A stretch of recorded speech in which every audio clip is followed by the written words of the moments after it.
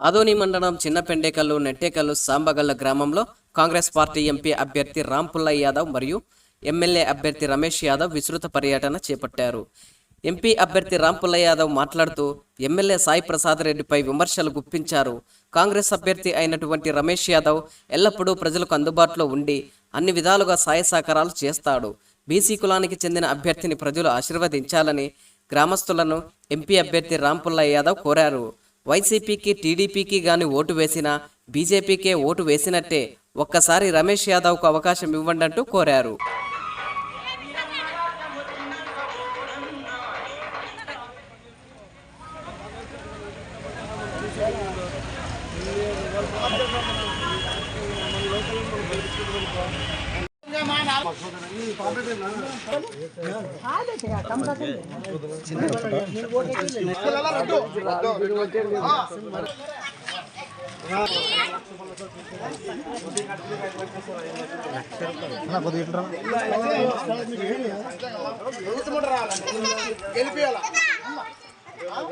మీ ఓటుతో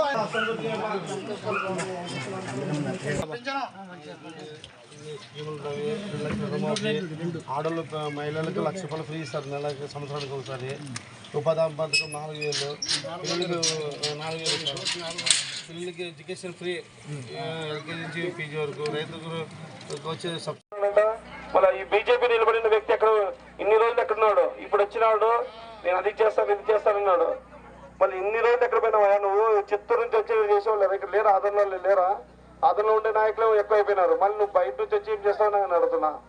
మరి నేను ఈ ఊరికి ఇవి చేస్తాను అంటున్నాడు.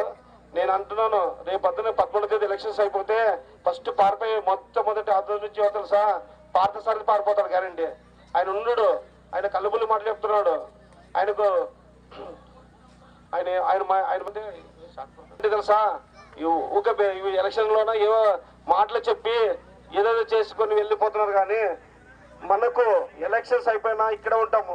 ఎంతో సేవ చేసినాను. ఒక హాస్పిటల్ పరంగా హాస్పిటల్ పరంగా నేను ఎంతో వేదరితంగా హెల్ప్ చేసుకుని వచ్చినాను. మరి ఇన్ని చేసి మిమ్మల్ని ఓటు అడగడానికి వచ్చినాను. నాకు అవకాశం ఇవ్వాలని ఒక్కసారి మార్చాలన్న ఆలోచన ఉంటే కంపల్సరిగా అస్సం గుర్తుకు వేయండి. ఇక లోకల్లోనే ఉంటాను. కంపల్సరిగా నాకు అస్సం వేసి గెలిపిస్తారని అనుకుంటాను. రాహుల్ గాంధీ ప్రధానమంత్రి అనేది గ్యారంటీ, మీకు కష్టాలు తీర్చేది గ్యారంటీ.